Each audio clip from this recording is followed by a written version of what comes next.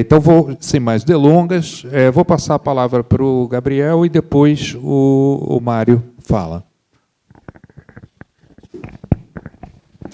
Bom, boa tarde a todos. Queria primeiro agradecer o convite, né, professor Anderson, Vitor e professor Eric também, para estar aqui. Para mim é uma grande alegria poder falar um pouco sobre a minha pesquisa, tanto de doutorado quanto agora as de pós-doutorado, que eu estou realizando e vou realizar. E nesse evento que tem como mote, então, pensar essa relação do Flusser com pensadores e com pensamentos contemporâneos, né? O meu título também é um pouco barroco dessa fala, né, que é do curto-circuito entre a técnico-imaginação do Flusser e a técnico-diversidade do Yuki Hui, a caminho de uma filosofia descolonial da técnica, né? O que eu quero com isso, né, o que eu vou tentar articular nessa fala, são alguns apontamentos da relação entre esses dois teóricos, né, das proposições de filosofia da técnica desses dois teóricos, né, e de que maneira me parece que o Flusser pode responder algumas questões, ou de que maneira eles podem conversar primeiro, e em segundo momento, me parece que o Flusser pode responder alguns problemas que a gente pode encontrar nas formulações do Yuki Hui, que são muito interessantes, mas que também trazem algumas questões. Eu acho que o Flusser tem algo a apontar, assim como também o Yuki Hui talvez também tivesse algumas coisas a dizer ao Flusser, né? Então a ideia é gerar esse diálogo, né? Gerar essa conversação pós-mortem, né? Como já que o Yuki Hui também não leu o Flusser não pôde conhecer o Yuki Hui, então tem algo de uma especulação, né? De uma possível conversa entre esses dois teóricos, né? E isso tendo em vista, então, um projeto que já está presente no meu livro, né, que é o meu doutorado, que vai estar fazendo jabá também, que vai ser lançado, né, falando mais uma vez, hoje às 7h na Livraria Lento, com a presença do Eric, né, espero que de vocês também, e com então os projetos de pós-doutorado que eu tenho elaborado, e especificamente o que eu vou elaborar na Alemanha, que tem a ver com pensar então essa intersecção entre os pensamentos da técnica e os pensamentos descoloniais a partir de leitura ou de análise de filmes de mulheres indígenas, né? Então esse acerto de contas, esse embate entre o pensamento da técnica do Flusser e do Yuki Hui faz parte, né, da parte teórica desse grande projeto de então pensar ou propor uma filosofia descolonial da técnica, né? E como eu falei, né, o Yuki Hui, ele passa por muitos autores, né? Ele parte principalmente da filosofia da questão da técnica do Heidegger, daquele texto do Heidegger, né? Mas ele tem algumas ausências, né? Ele vai dialogar com Latour, com Descolat, com o próprio Viveiros de Castro e vários outros autores, com Simondon e outros teóricos da técnica, mas ele tem, me parece, duas ausências muito significativas, né? O nada ele também tem significado, também diz, né? A ausência, ela também diz muitas coisas, e uma delas me parece um embate, um diálogo com a filosofia da técnica do Benjamin, né? E a outra é o próprio Flusser, né? Que é o que nos interessa mais hoje aqui, né? Então um pouco tentar pensar essa possibilidade, preencher ou repensar essa ausência ou esse vazio, né? Então, como eu disse, né, a noção de num primeiro momento, então eu vou traçar em linhas gerais, de maneira mais esquemática, como é que o Yuki Hui pensa a noção dele de técnico-diversidade, que me parece que é a grande contribuição dele para pensar uma filosofia da técnica, para depois então entrar no Flusser e contrapor com algumas questões do Flusser, né? Então essa noção de técnico-diversidade do Yuki Hui, ela parte, como eu estava dizendo, de uma leitura que ele faz do Heidegger, né? Daquele texto famoso que é a questão sobre a técnica, né? A questão da técnica, em que e é uma leitura muito interessante que eu acho que vale a pena ressaltar o que ele está fazendo, o que o Hui lê ali no Heidegger, né? E de alguma maneira ele vai com e contra o Heidegger radicalizar algo que ele encontra nesse texto, que é basicamente O Heidegger, né, ele vai... vocês aqui no Rio leem o Heidegger muito melhor que a gente em São Paulo, mas, assim, se eu puder resumir o que o Heidegger está querendo fazer naquele texto, ele está tentando, então, pensar, ou ele está tentando encontrar o que ele considera ser a essência da técnica moderna, que ele chama com uma palavra em alemão, de difícil tradução, que é Gestalt, né? Que a gente pode traduzir literalmente como o conjunto dos colocários, o conjunto dos pores, né? O Gestellen, né? O conjunto é como se fosse uma espécie de uma rede, uma armação, é uma tradução possível, né? Que já foi sugerido, uma conectividade, né? Como se ele estivesse pensando a internet num tempo em que ainda não existia essas conectividades, entendendo que a técnica moderna já apontava para isso. E ele fala que essa é a essência da técnica moderna, porque a técnica, em algum momento da história, se separou. A técnica, para ele, na Grécia Antiga, estava relacionada, estava como que amparada por dois conceitos, pelo matema e pelo poema. Em determinado momento da história, se escolheu que a técnica se aproximasse mais do matema e entrasse no esquecimento a relação da técnica com o poema, né?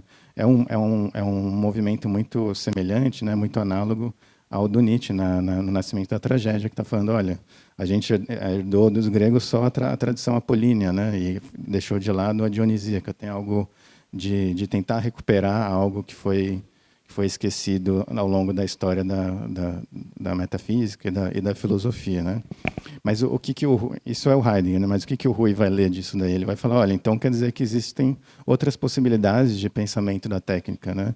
Então quer dizer que se dentro do que o Heidegger está chamando de filosofia ocidental ou de Ocidente, a técnica poderia ser de outro modo, né? Se o Heidegger está relativizando o que a técnica se tornou, por que a gente aqui na China ou em Hong Kong, ou no Brasil, a gente herda então uma ideia de que a técnica é universal, que então temos que medir, né, o nível de desenvolvimento técnico segundo uma técnica que ela é contingente de alguma maneira, né? Então ele vai radicalizar essa ideia de contingência do desenvolvimento técnico, né? A partir de uma aproximação, de uma analogia com Descolat, com a ideia de naturalismo, né? De natureza, de multinaturalismo do Descolat. Então, se agora a gente tem pensado a natureza de uma maneira múltipla, né? Se existem múltiplas naturezas, também precisaríamos começar a pensar, então, que existem múltiplas técnicas, né? Diferentes cosmotécnicas, né? Uma biodiversidade de tecnologias, de pensamento da técnica, né? Esse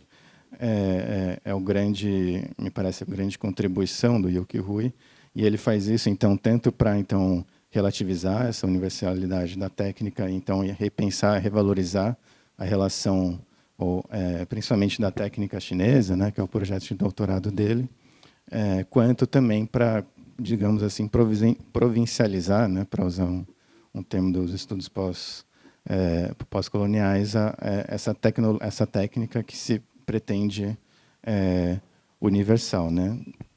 E isso, inclusive, é um dos motivos porque ele se coloca muito contra o pensamento pós-colonial. E o que você vai lendo ele vai criticando muito.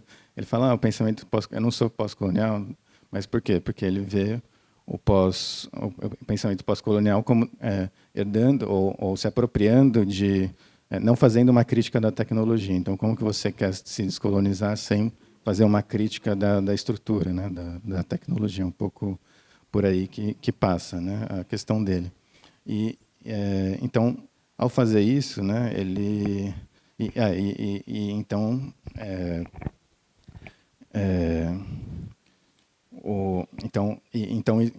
ao fazer essa provincialização da técnica europeia, ele vai falar, olha, o que o Descolat está chamando de naturalismo, que basicamente é um pensamento que parte de uma dicotomia entre natureza e cultura, e que o Descolat também está criticando, porque ele está falando que, olha,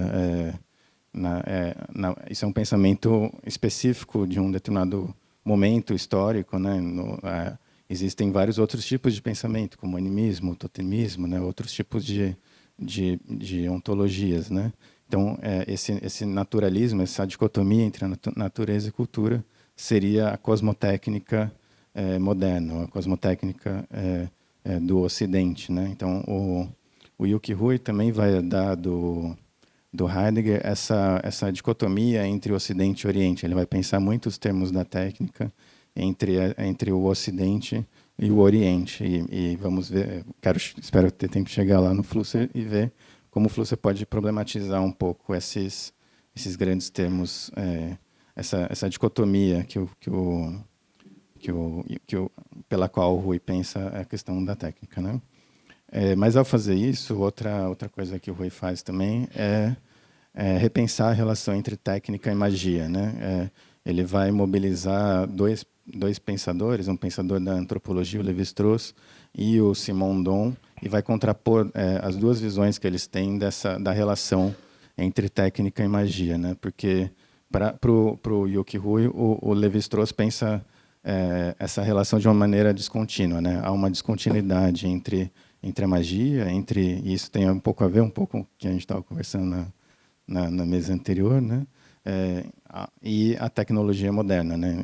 Essas são grandezas não comensuráveis. Há uma passagem ali que é preciso ter uma mudança de mindset, né? De pensamento. Enquanto ele vê no Simondon alguém que está dizendo, olha, técnica e magia não são tão descontínuas assim. Há uma relação de continuidade entre o que a gente pode chamar de técnica moderna, de técnica, e o que a gente chama de magia, né? Uma relação de grau, de intensidade, mas não é uma ontologicamente diferente o que a gente chama de técnica e o que a gente chama de magia, né? E isso é importante na argumentação do Hui, porque ele está interessado em dizer que, então, você repensar outras cosmotécnicas, né? Você pensar a possibilidade de que existem outras tecnologias para além da técnica moderna, não se trata de uma regressão, né? Ele é muito importante para ele esse argumento de dizer, olha, não é uma regressão você então ir estudar a técnica chinesa ou a história da tecnologia chinesa. Há ali uma outra possibilidade de tecnologia, né? No fundo, é um pouco esse o sentido da argumentação do Hui, né? Ou do interesse do Hui nessa discussão, né? Então, ele começa então a entender que repensar ou pensar diferentes cosmotécnicas, pensar diferentes pensamentos da técnica implica, né, em você ter que refazer você tem que reentender a questão, ou recolocar a questão da relação entre humano e natureza, né? Entre cultura e natureza. Então, se pensar a dicotomia entre natureza e cultura é uma ontologia específica e não necessariamente universal, nem todos os humanos pensam dessa maneira, né? Se trata, então, de refazer perguntas, né? Uma delas, ele convoca o Ingold, né?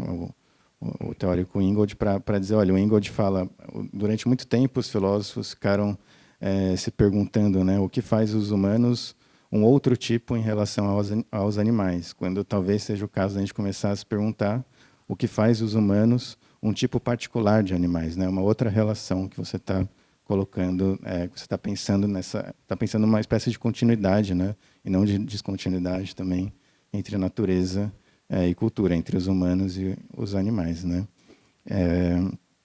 Um outro ponto que eu acho que é interessante, né, de trazer aqui, sobre o qual o Hui se demora um pouco, né, se faz uma análise que eu acho que é interessante, né, é justamente a diferença da origem mítica da técnica entre o Ocidente e o Oriente, mais especificamente a China, né? O Oriente tem o mito de Prometeu, né, uma espécie de rebelião contra os deuses, né, e que tem na sua centralidade a noção das leis, né, das nomoi, né. Então, os seres humanos estão de alguma maneira desafiando os deuses ao adquirirem o fogo, ao adquirirem a técnica, né. A origem da técnica tem algo de uma desmedida dos humanos em relação às divindades, né, ou ao que não é humano, né.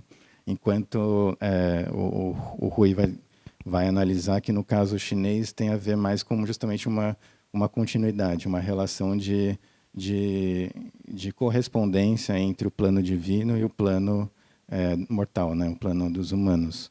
Então tem a ver, a origem mítica da técnica na China teria a ver mais com uma relação de você saber ouvir ou corresponder de uma maneira ética, né? Tem toda uma ética centralizada na ética, na moral e etc. Mas uma correspondência entre os planos divino e mortal e humano, né? E não um desafio, né? Não uma sobremedida do campo humano que estaria presente no prometeísmo, né? Então, mas é isso. Ao fazer isso, ele mantém justamente os termos Ocidente e Oriente de uma maneira forte. São categorias fortes de pensamento que organizam a proposta da filosofia da técnica dele, né? E aí, acho que tudo isso desemboca, né, numa argumentação que é importante para ele, que é falar, olha, então, eu não estou querendo com isso justamente, como eu falei, pensar uma regressão, né, pensar um tradicionalismo, uma volta a um pensamento da natureza. Não se trata de uma volta, mas nos trata de superar a modernidade, né? Então, ele também está pensando na crítica da modernidade, mas ele está falando, olha, então, se trata de produzir desvios, ele não, se eu pudesse dizer com poucas palavras, me parece que ele é um aceleracionista moderado, digamos assim, né? Ele não abre mão da ideia de acelerar, de ir para frente, mas é um ir para frente em desvio, em tangência, né? Em vetorial, né? Então se trata de pensar outras modernidades técnicas, né? E não reinventar a cosmotécnica e repensar uma reconciliação entre técnica e natureza, né? E não tanto uma superação da modernidade ou um retorno a um tempo anterior à modernidade, né? Acho que dito isso, eu queria ir para o Flusser, voltar para o Flusser, né? Não que eu tenha já estado, mas a gente ficou aqui, está no evento sobre, a gente já ouviu bastante sobre Flusser, né? E eu vou repassar alguns pontos, alguns já apareceram na mesa anterior, mas acho que são importantes, né? Para justamente compor esse quadro, né? E mapear essa possível relação entre esses dois teóricos, tendo em vista essa discussão entre pensamento descolonial e pensamento da técnica, né? Eu acho que a filosofia da técnica do Flusser, ela está, eu acho que um pouco isso foi evidenciado já. Ela é derivada do que eu gosto de chamar um termo que eu gosto de usar no meu trabalho, que é da filosofia do exílio do Flusser, né? A questão existencial do Flusser, ela é aquilo do qual deriva o pensamento que o Flusser vai produzir sobre a técnica, sobre o design, sobre vários campos, né? Então, me parece que a questão a Shoah, né? A questão do exílio e esse elogio, né? O professor Anderson, agora numa das respostas, falou um pouco sobre esse elogio do exílio que está presente no Flusser, né? Repensar essa falta de chão, né? A Bodenlosigkeit, né? Como algo positivo e não só como algo negativo, como algo que cria ou que abre possibilidades de criação, né? Então, num dos textos que o Flusser discute, a questão do exílio, né?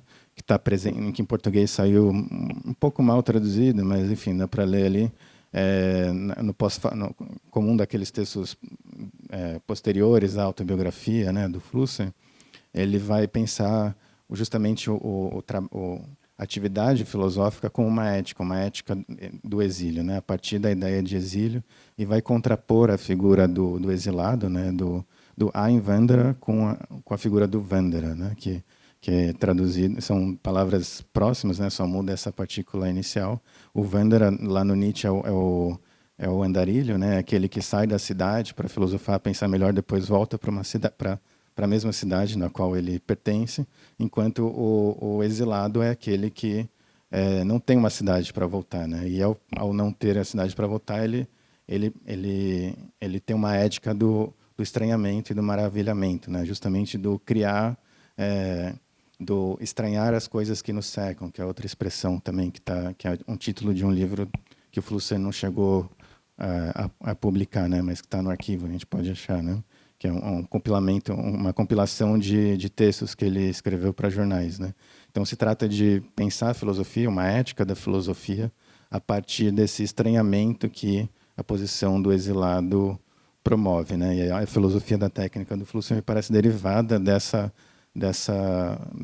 figura, desse gesto, né, ético, existencial, de se colocar a filosofar, de desamarrar os fios que nos prendem ao lugar, de tornar estranho aquilo que é próximo. É um gesto, para voltar ao Heidegger, parecido àquele que começa a filosofia também para o Heidegger, né? Quando o Machado para de funcionar, que você começa a pensar sobre o Machado, né? Então o exílio tem algo desse, as coisas estão parando de funcionar, não fazem sentido nenhum, e a partir disso, então, se cria então esse estranhamento, esse maravilhamento, né? O Talmazen com uma mistura de Talmazen com Ostranene, né?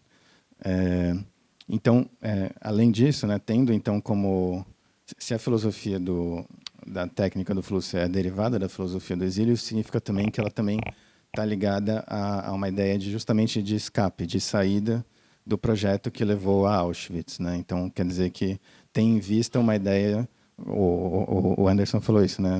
Antinacionalista, né? Não passa pelo antinacionalista na sua concepção, né? E tem a ver também com uma ideia, acho que também que já foi falado um pouco aqui, de escape, de saída, de encontrar conversação, de conversar com os outros e ao mesmo tempo de ir saindo daquilo que nos programa, né? O grande lema da sua filosofia da técnica é desprogramar os programas do aparato, né? Então, quer dizer, é sempre ir desprogramando aquilo que nos programa, e isso entendido não só, esses programas não são só a IA, a técnica, mas é o nosso próprio corpo, a mão, a visão, aquilo que nos cerca, né? Tudo isso acaba também nos programando de alguma maneira, e se trata, o exilado então teria esse lugar privilegiado de se colocar isso em questão, né? De estranhar todas tudo isso, né? Tudo aquilo que o cerca, né? E também a técnica e a tecnologia, né? Então, nisso ele tem algo, eu acho que nisso acho que ele e o Yoki Rui super concordariam, né? Na ideia. Então, o Flusser, ele foi muito crítico do projeto da formação da intelectualidade paulista, né? Que eu sou da teoria literária, né? A gente discute muito a questão da formação, né? Vamos formar o Brasil como os europeus, né? E o Flusser nunca bateu muito com essa galera, porque, olha, como assim? Eu quero pensar um outro Brasil, né? Eu quero pensar o Brasil como berço de uma outra civilização, de uma outra, refundar o que é humano, né? De certo modo, esse era o projeto do livro que também só foi publicado posteriormente, né? Que é o Novo Homem, né? Em Busca do Novo Homem, né? Sobre o Brasil, é o texto brasilianista do Flusser, né? Ele também critica o projeto de Brasília, né? Também tendo em vista isso, olha, vocês estão usando conceitos nacionalistas, europeus, etc., né? Para pensar a construção de Brasília, né? Então tem algo dessas provocações, né? A gente falou que ele tem algo muito provocativo, assim, né? Então tem isso, e acho que uma característica também da filosofia da técnica, então, do Flusser, é uma atenção especial ao que a gente pode chamar com Kittler de mídias ópticas, né? A mídia da escrita e a mídia da imagem, né? Essas duas mídias e um pouco essa historiografia da disputa das mídias, né? Que a gente também conversou um pouco agora há pouco, né? Sobre o desenvolvimento, né? Dessa batalha entre a escrita e a imagem. De alguma forma, é o que interessa a Flusser, né? Os grandes momentos, as revoluções têm a ver com uma mudança de paradigma em relação a como se organiza as mídias ópticas, né? Em determinadas eras, né? As eras são determinadas pelas eras da imagem, do texto, da técnica imagem, etc., né? Então, eu acho que tem uma discussão aqui que eu acho que é interessante enfim, de apontar, que existe dentro dessa circularidade espiralar, desse embate que a gente poderia pensar, que acho que o Flusser pensa também de uma maneira bem dialética entre as mídias, né, entre o texto e a imagem, há algo de uma temporalidade também circular, infernal e inescapável, mas da qual também nós não devemos nos furtar de estar sempre tentando escapar, né? Eu acho que esse eu leio isso muito a partir do livro que ele publicou 3 livros de início, né? O Língua e a Realidade, não lembro o segundo, e o terceiro é a História do Diabo, né? E acho que a História do Diabo é muito essa história de você estar escapando dos pecados e você escapa de um pecado, cai no outro. Você quer sair desse pecado, você cai no outro, né? E tem algo de, mas ao mesmo tempo você não é interessante ficar parado naquele mesmo pecado. Você tem que tem algo sempre de uma fuga, né? Tem um gesto, né? Você tem um modo de pensar ou de escrita do fluxo, é um gesto de escape, de fuga, né? Me parece assim, né? Então essa temporalidade espiralar tem algo de algo inescapável também, né? Ao mesmo tempo que dentro dessa inescapabilidade se trata sempre de escapar. Esse é o paradoxo. Me parece que o fluxo pode ser capturado, a gente pode encontrar o fluxo esse é um dos paradoxos que a gente pode capturar um pouco o modo de pensar e de ser do fluxo, né? Então, justamente essa frase que eu falei agora há pouco, né, de desprogramar o programa do aparato, que é o grande mote da filosofia da técnica do fluxo, tem esse gesto de escape e que eu gosto de pensar é um termo do Derrida, mas que acho que ajuda a pensar bem aqui o fluxo, é a ideia de destinerância, né? A ideia de que você se dirige aos outros, né? Tem a ver com escapar também pelos outros, com se salvar junto com os outros, né? Num diálogo, mas também pela errância, pelo desvio, pelo escape, etc. Né? E esse mote da filosofia da técnica, que é desprogramar o programa do aparato, me parece que ele pode ser caracterizado, ele pode ser visto desde uma perspectiva como um gesto bastante próximo de uma certa ideia antissistêmica, né, e que um pouco anárquica também, né, e que faz assim o nosso amigo francês, o Marc Lenoir, que tem um livro só sobre experimentalismo de fotógrafos, né. Então ele é também um mote que tem a ver também com o elogio do experimentalismo, né, me parece. E eu acho que essas são diferenças claras assim com a filosofia da técnica do Yuki Hui, esse caráter antissistêmico e que valoriza o experimentalismo, né? Então, ao fazer isso, é interessante, me parece que o Flusser,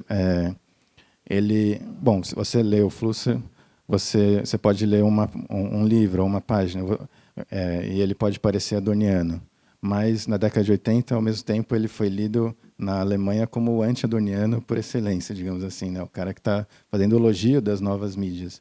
Me parece que o Flusser, ele justamente porque ele está sempre escapando ou querendo desprogramar os programas, ele joga contra os outros esses programas para desprogramá-los mutuamente, né? Então, me parece que o pensamento da técnica dele, de alguma maneira, se encontra para além da tecnicofobia e da tecnicofilia. Ele joga a tecnicofobia e a tecnicofilia uma contra a outra e desprograma elas mutuamente. Então, há momentos mais tecnicofílicos no texto do Flusser, há momentos mais tecnicofóbicos, mas o próprio Flusser, acho que ele se encontra na intermediação, no paradoxo, né, para recuperar essa ideia entre essas duas posições, né? Então, e me parece que justamente isso é algo que difere um pouco dele em relação ao Yuki Hui, na medida em que o Yuki Hui ainda defende uma espécie de aceleracionismo, né? Ainda que moderado, uma ideia de que, olha, você não vamos abrir mão da técnica de alguma maneira, vamos repensar, direcioná-la para um outro caminho, né? Enquanto para o Flusser se trata de abordar essas novas mídias, a técnico-imagem, a IA, por dentro para explorar suas potencialidades, o seu experimentalismo contra o próprio programa da IA. Então, a gente poderia pensar numa tecnicofobia tecnicofílica ou num tecnicofilismo tecnicofóbico, né? Tem algo de um paradoxo nessa relação que ele estabelece com as novas mídias, as novas tecnologias, né? E aí, então, eu acho que ele tem um capítulo que eu acho que é um dos mais interessantes da filosofia da técnica dele, que é pensar o que então seria esse escape nessas novas tecnologias, e que ele chama de técnico-imaginação, né? Então, o que é essa técnico-imaginação? Ela está pensando, então, de que maneira explorar as potencialidades por dentro do que ele está chamando na época dele, de técnico-imagem, né? Mas que eu acho que vale também para pensar as IAs, né? A gente escreveu um texto agora pensando justamente isso, né? Então, não se trata... então, a gente falou aqui um pouco do Homo Ludens, né? A ideia do lúdico contra o Homo Faber, né? Mas tem algo também de repensar o que é imaginação, repensar o que é história, né? Então, repensar o que é, enfim, o que é a temporalidade, né? E uma das coisas, eu queria trazer só duas coisas que caracterizam essa técnica imaginação. Uma delas é que ela tem uma proximidade justamente com a ideia de perspectivação, ou com o que a gente poderia pensar com a Donna Haraway, de ficar com o problema, no sentido de que se trata, no âmbito das novas mídias, né, a técnico-imaginação, eu cito Flusser, é um tipo de dança, eine Art Tanz, de ponto de vista em ponto de vista, um movimento de circulação de um problema, de um objeto, né, e não mais uma progressividade linear rumo ao mais objetivo. O Pew-Pew é isso, né, de alguma maneira, né? Então tem algo disso, né? E uma outra característica do modo justamente de técnico imaginar, né, que ele está pensando, é repensar a noção de temporalidade. Acho que é mais uma coisa que tem tudo a ver com o que a gente estava discutindo agora há pouco, né? Porque justamente nessa nova era das imagens técnicas, não existe a relação entre passado, presente e futuro muda completamente, segundo Flusser, né? O que acontece é uma inversão da direção do tempo experienciado. O que significa que, onde quer que eu olhar, eu estarei olhando sempre para o futuro. O que isso quer dizer? Quer dizer que existe o presente, e tudo que não é presente é futuro como possibilidade de ser reativado. É um pouco ele está pensando... o exemplo disso é o que a gente pode fazer a qualquer momento no YouTube, de acionar um filme de 100 anos atrás, 50 anos atrás. É como se sempre tudo pudesse ser presentificado, mas essa presentificação justamente não é um retorno, um regresso ao passado, mas é uma reatualização que remodifica, né,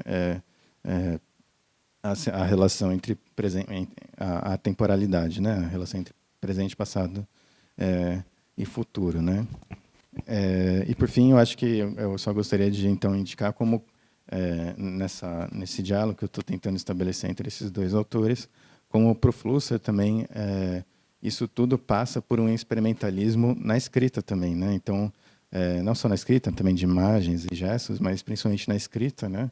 Então, os últimos livros que ele publicou em vida, tem o A Escrita, A Futuro para a Escrita, né? Ele caracteriza como o primeiro não mais livro, o Nicht mehr Buch, né? Tem um outro livro que também traduzi e ainda não foi publicado, enfim, que é o Suponhamos, o Angenomen, é o último livro que ele publicou em vida, que é super interessante como um experimentalismo justamente especulativo, de ficções especulativas, né? Tem todo um lado do Flusser para além do teórico das mídias, ou desse polímata de várias teorias, que é escrever ficções especulativas, né? E que eu acho que vale a pena a gente falar mais disso, porque acho que é um lado muito interessante também do Flusser, né? E essas ficções especulativas também estão presentes, por exemplo, no Naturalmente, né, que tem ensaios e esses textos mais literários, né?